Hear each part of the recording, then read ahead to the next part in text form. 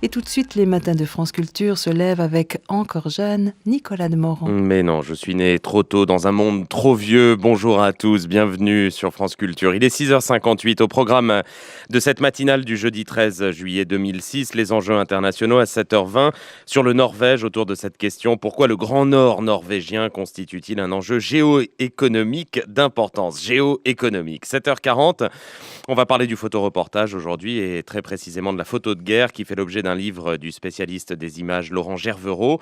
Ce livre est une tentative d'établir fermement une grammaire de ces images si particulières et marquantes, c'est ce que souligne Laurent Gervereau. Nous avons tous, quel que soit notre âge, au moins une image de guerre en mémoire. Qu'on pense à la guerre d'Espagne, à la Deuxième Guerre mondiale, au Vietnam ou plus près de nous, au conflit dans le Golfe. C'est l'étonnante capacité de l'image de guerre à marquer une époque, à en proposer le résumé, à devenir même parfois une icône censée dénoncer précisément les horreurs de la guerre, son absurdité, son insondable cruauté. Image marquante donc, image particulière aussi, nous dit Laurent Gervereau, parce que l'image de guerre n'est jamais innocente.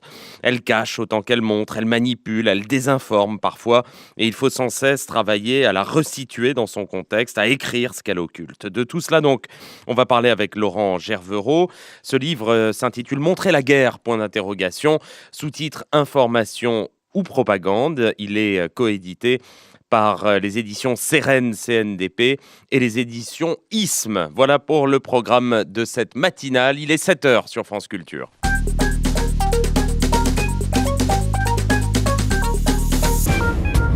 Et voilà, la première édition du journal, c'est avec l'ami Jean-Louis Crimon. Bonjour et fin de ce journal, oui, fin de ce journal, le présentateur du 7h, subitement devenu fou, s'emballe et remballe à la fin du sonal, sa moisson de sons et de sens, et vous impose, suprême insolence, cette superbe page blanche d'un quart d'heure de silence. Le présentateur du 7h en a trop plein sur le cœur, des rancunes et des rancœurs, et des horreurs de la nuit et des malheurs du monde, marre de cette info nécrophile et nécrophage, assez de ces nouvelles qui n'ont rien de nouveau, assez de cette info qui sonne faux, assez de ce rituel aux allures de châtiment perpétuel. Le présentateur du 7h est la version radiophonique d'un Sisyphe magnétique. Chaque nuit, il roule sur un rocher de papier au sommet de la montagne, d'où le rocher retombe inéluctablement chaque matin. Chaque nuit, le travail est à reprendre. Chaque matin, tout est à refaire. C'est Camus qui rappelle « Les dieux qui avaient condamné Sisyphe savaient bien qu'il n'est pas de punition plus terrible que le travail inutile et sans espoir. » Et Camus d'ajouter « Sisyphe, prolétaire des dieux, impuissant et révolté, connaît toute l'étendue de sa misérable condition, et le matinalier, le journaliste du matin, a le même destin, mais ce matin, il dit non. Le présentateur du 7h s'en va, c'est son dernier journal, pas de carton d'invitation, pas de grandiose réception, pas de grand-messe matinale, il casse, il se casse, il s'efface et laisse la place. Mais voici donc pour la dernière fois les titres de l'actualité que je vous dois, la spirale de la violence au Proche-Orient, Israël désormais sur 2 fronts, dans la bande de Gaza avec l'intensification des attaques contre le Hamas, et au sud Liban pour récupérer 2 soldats enlevés par le Hezbollah. Dans un instant, analyse et explication avec Olivier Denré ici à Paris, Dominique Roch, notre consoeur de RFI à Jérusalem, et puis le sentiment de l'ambassadeur d'Israël à l'ONU, Dan Gillerman. Dans l'actualité de ce jeudi 13 juillet, nous nous arrêterons également à nouveau sur le dossier nucléaire iranien avec Luc Lemonnier, et nous reviendrons en France sur la situation d'impasse à Eurotunnel après l'échec des négociations hier et sur la publication par le ministère de la Santé des chiffres de l'ensemble des dépenses de santé pour 2005 en hausse par rapport à 2004 avec plus de 190 milliards d'euros, soit plus de 11% du PIB français, le produit intérieur brut. La belle page en forme de trêve de la Coupe du monde de football est bien tournée, définitivement. La FIFA a rendu à l'ONU la gestion de la planète en forme de ballon rond. Fini le jeu enfantin des sanctions à coups de carton jaune et de carton rouge. Fini les coups de tête sur un coup de tête, je ne dis pas coup de sang. Ce matin, c'est le Proche-Orient qui est à nouveau à feu et à sang. Brutale escalade pour notre confrère Le Figaro. Un air de guerre pour Libération. Et depuis hier, c'est vrai, un nouveau degré dans la violence et des risques sérieux d'embrasement, avec tout d'abord hier matin le rapt de 2 soldats par le Hezbollah, qui provoque une vaste riposte d'Israël, dans laquelle 8 soldats de Tsahal sont tués. Au départ, un tir de roquette sur la Haute-Galilée par les miliciens chiites qui contrôlent le sud-Liban, tandis qu'un commando s'attaque à une patrouille israélienne entre le village d'Aïta al-Shab et la ferme collective de Zarit. 3 soldats israéliens tués, 2 autres capturés. Et le Premier ministre israélien, Ehud Olmert, de déclarer « Cette attaque meurtrière est un acte de guerre de l'État du Liban contre l'État d'Israël sur son territoire souverain. » À Jérusalem, Dominique Roch, notre consoeur de Radio France Internationale. La réunion extraordinaire du cabinet israélien a duré plusieurs heures. Toute une série d'opérations militaires ont été décidées, mais elles n'ont pas été rendues publiques. Un ministre du cabinet, Yitzhak Herzog, s'est borné à affirmer qu'Israël allait réagir de manière adéquate à l'enlèvement de ses soldats, un acte qui, a-t-il dit, constitue une escalade pour la région tout entière. Ce ministre a encore fait assumer au gouvernement libanais la responsabilité de l'attaque du Hezbollah. La population israélienne du nord d'Israël, limitrophe du sud-Liban, a été invitée à descendre aux abris, de même que celle du littoral de Naharia, toujours dans le nord du pays. Les réservistes d'une division d'infanterie ont également été mobilisés en vue de leur déploiement à la frontière libanaise. De même, les effectifs des troupes israéliennes à la frontière avec Gaza ont été renforcés de crainte d'une recrudescence des tirs de roquettes Qassam contre le territoire israélien. Enfin, la chef de la diplomatie israélienne, Tzipi Livni, a déclaré mot pour mot que son pays tenait le gouvernement libanais pour responsable de cette agression et d'ajouter que l'axe de la terreur, formé par la Syrie, l'Iran, le Hezbollah et le Hamas, voulait tuer tout espoir de paix dans la région. Dominique Roch, notre consoeur de RFI en poste à Jérusalem, et puis selon l'AFP, l'agence France-Presse, l'aviation israélienne a bombardé tôt ce matin l'aéroport international de Beyrouth, désormais fermé à la navigation aérienne. Le bombardement de l'aéroport de Beyrouth, récemment baptisé du nom de l'ancien Premier ministre Rafik Hariri, assassiné en février 2005, intervient après près de 24 heures de bombardements aériens israéliens, jusque-là centrés sur les ponts reliant le Liban Sud au reste du pays. Des bombardements qui ont commencé, il faut le rappeler, après la capture par le Hezbollah libanais chiite de 2 soldats israéliens dans une opération à la frontière entre le Liban et Israël. Du côté du Hezbollah, on affirme vouloir attirer l'attention de l'opinion publique internationale sur la situation des 10 000 détenus palestiniens. Israël, dès hier, a parlé devant le Conseil de sécurité de l'ONU d'actes de guerre. L'ambassadeur d'Israël à l'ONU, Dan Gillerman, avec Philippe Bolopion.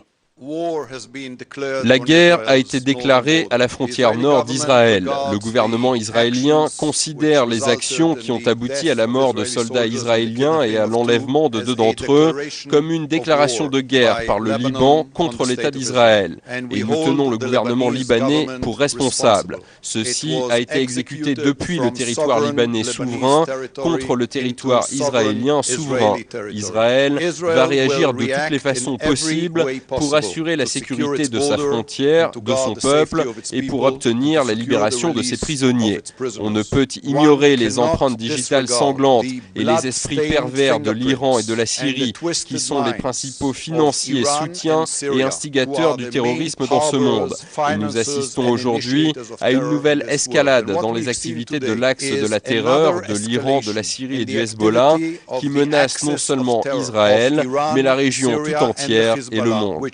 Not only Israel, but the whole region and the world. Dan Gillerman, l'ambassadeur d'Israël aux Nations Unies, propos recueillis et traduits à New York, au siège des Nations Unies, par Philippe Bolopion. Dan Gillerman qui ouvertement parle donc d'une déclaration de guerre par le Liban contre l'État d'Israël.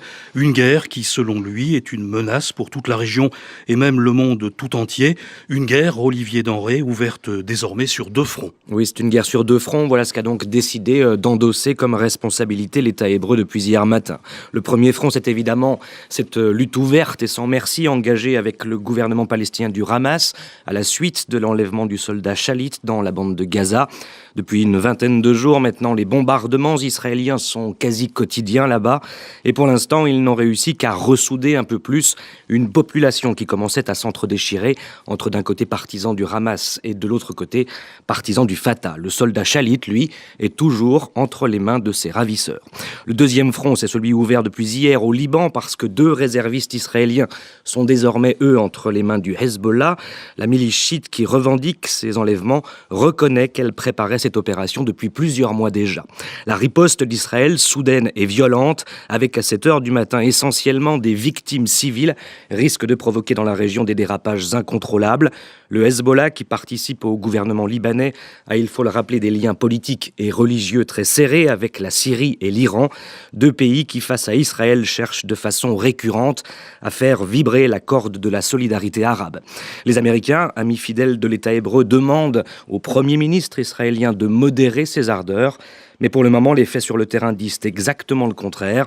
C'est la loi du talion qui s'applique, avec en ligne de mire, comme souvent dans ce genre de situation, la guerre, ouverte, brutale, sanglante, dont on ne peut absolument pas dire à qui elle profitera au bout du compte. Olivier Denré, merci, et on vous retrouve bien sûr à 8h dans le journal d'Hervé Gardette. Dans le dossier du nucléaire iranien, déception des représentants des grandes puissances réunis hier à Paris. Les représentants des 5 membres permanents du Conseil de sécurité de l'ONU, Chine, États-Unis, France, Royaume-Uni et Russie, plus l'Allemagne, ont brandi à nouveau la menace de sanctions face au refus de Téhéran de suspendre l'enrichissement d'uranium. Et pour la première fois, Russes et Chinois, généralement plus conciliants à l'égard de Téhéran, ont semblé se rallier à un durcissement prôné par les Américains et les Européens. Luc Lemonnier. Les représentants des grandes puissances sont déçus. Il n'y a pas eu de réponse précise de la part des Iraniens à l'offre du 6 juin dernier. Pas d'engagement sur cette proposition qui prévoyait des aides technologiques, économiques et politiques en échange d'un renoncement de Téhéran à son programme d'enrichissement d'uranium. En somme, les Iraniens n'ont pas plié avant le G8 de la fin de la semaine que la communauté internationale qualifiait de date limite. Le dossier va donc être renvoyé dans les prochaines semaines devant le Conseil de sécurité de l'ONU et son fameux article 41 du chapitre 7 qui prévoit des sanctions pour autant que Pékin et Moscou, qui y sont hostiles, ne mettent pas leur veto. Toutefois, le retour du dossier devant le Conseil ne signifie pas la fin des discussions avec l'Iran, qui a quand même reconnu que l'offre des Européens était globalement acceptable. C'est donc en repartant de cette base, assortie de la menace onusienne, que les discussions vont vraisemblablement se poursuivre, car on veut encore croire, côté européen notamment, que les Iraniens souhaitent moins la bombe atomique que la fin de leur isolement sur la scène mondiale. Vous écoutez France Culture, il est 7h10, la suite du journal de Jean-Louis Crimon. En France, je vous le disais en titre, Eurotunnel pas encore vraiment sorti du tunnel. Le groupe a décidé hier de se placer sous la protection du tribunal de commerce de Paris en raison de l'échec des négociations sur sa dette avec ses créanciers. La direction de l'exploitant du tunnel sous la Manche avait déposé avant-hier, mardi, une demande de procédure de sauvegarde au tribunal de commerce de Paris en cas d'échec des négociations avec ses créanciers. Les négociations ont donc échoué, mais retour avec Florence Sturm sur la signification de cette procédure de sauvegarde. Inspirée du droit des faillites américains, la procédure dite de sauvegarde est entrée en vigueur en janvier dernier. Elle concerne des entreprises confrontées à des difficultés qu'elles ne sont pas en mesure de surmonter et susceptibles de les conduire en cessation de paiement. Le PDG commence par saisir le tribunal de commerce, comme l'a fait Jacques Goudon. Si le tribunal avalise le principe, les dettes sont gelées pour une période de 6 mois. Renouvelable, le chef d'entreprise reste à la tête de la société et un administrateur est nommé pour l'aider à élaborer un plan de continuation. Dans le cas précis d'Eurotunnel, groupe franco-britannique, la procédure de sauvegarde présente un autre avantage. En préservant la continuité de l'entreprise, elle empêche aussi les créanciers de saisir la juridiction britannique, beaucoup plus prompte à prononcer des liquidations judiciaires. Mais c'est bien au tribunal de commerce qu'il appartient d'accepter ou de refuser cette procédure. Et dans le cas d'un refus, le dépôt de bilan d'Eurotunnel apparaît inéluctable. Mais quoi qu'il arrive, il faut savoir que le tunnel lui-même ne sera pas fermé, que les trains et les navettes continueront à fonctionner en vertu des dispositions prévues au moment du lancement du projet il y a 20 ans. Plus de 190 milliards d'euros pour l'année 2005, c'est le montant de l'ensemble des dépenses de santé, plus de 11% du PIB français, selon les comptes nationaux de la santé publiés hier dans une étude de l'adresse qui dépend des ministères de l'Emploi et de la Santé. La France est au 4e rang des pays de l'OCDE pour ses dépenses de santé. On peut observer un léger ralentissement de la dépense dû aux effets de la réforme d'Oust-Blazy, entrée en application en janvier 2005, mais aussi en parallèle une augmentation de la part qui reste à la charge des patients. Marie Viennot. En 2005, chaque Français aura dépensé en moyenne 2 400 € pour se soigner et sur ces 2 400 €, 8,74% est resté à leur charge. En pourcentage, c'est plus qu'en 2004 et c'est un effet direct de la réforme de l'assurance maladie. Cet effet est cependant limité. L'augmentation de ce qui est payé par le patient n'est que de 0,27% et c'est à l'image de cette réforme qui est encore loin de remplir ses objectifs. Depuis le 1er janvier 2005, les Français paient par exemple 1 € à chaque fois qu'ils ont recours à un acte médical. Indolore, car directement retiré du remboursement, cette franchise devait rapporter 1,5 milliard d'euros par an. Dans les faits, elle rapporte 3 fois moins, soit 400 millions d'euros. Même bémol pour les médicaments, le gouvernement espérait réaliser 2 milliards d'économies grâce au recours au générique et au déremboursement. Mais dans les faits, les dépenses de médicaments ont augmenté de plus d'1 milliard d'euros entre 2004 et 2005. Au final, la réforme engagée a donc juste permis de freiner l'augmentation des dépenses de santé. On verra l'an prochain si ces effets se tassent ou se renforcent avec les années. Et l'on reparle de l'interdiction totale du tabac dans les lieux publics. Il y a 3 mois, quelque peu échaudé par les manifestations contre le CPE, Dominique de Villepin avait décidé de remettre à plus tard le plan anti-tabac du ministre de la Santé, Xavier Bertrand. Ce dernier se voyait simplement confier par le Premier ministre l'organisation d'une large consultation. 6 tables rondes ont été organisées à l'Assemblée nationale par la mission d'information présidée par l'ancien ministre de la Santé, Claude Évin. La dernière de ces tables rondes a eu lieu hier et dans un rapport, l'Inspection générale des affaires sociales préconise une interdiction absolue et il n'est même plus question des fumoirs un temps évoqués. Tabac pour tout le monde ici, Nicolas Demorand, oui, c'est et le bien sûr fumoir du Olivier Studio Pastoré. 167. Le temps de ce jeudi 13 juillet pour refermer ce premier journal du matin et mon dernier journal du matin, avec tout d'abord le maintien de la vigilance orange canicule dans les départements de l'Ardèche, de la Drôme, de l'Hérault, des Bouches-du-Rhône, du Gard et du Vaucluse. Un dispositif qui, selon Météo France, restera en place jusqu'à demain, vendredi 14 juillet, 22h. Maximale de la journée, 20 à 23 le long de la Manche, 25 à 29 de la Bretagne, au nord Pas-de-Calais-Picardie, ainsi qu'au sud de l'Aquitaine et sur le Massif central, et 31 à 37 degrés près de la Grande Bleue. Bon, et rassurez-moi Jean-Louis, on aura quand même eu quelques matinales heureuses, c'est votre dernière ce matin, mais il faut imaginer Sisyphe heureux, hein. Mais votre voix maternelle, fraternelle et votre attitude maternelle vis-à-vis de nous tous ici, bien sûr ça a été un bonheur. Il faut imaginer Sisyphe heureux, effectivement, c'est ce que dit Albert Camus dans le mythe de Sisyphe, mais le Sisyphe matinalier, je vous l'assure, n'est pas heureux tous les matins. Bon allez, longue vie, bonne nuit au pluriel Jean-Louis et bonne route. Encore un flash à 7h30 et ce sera la quille, il est 7h15 sur France Culture.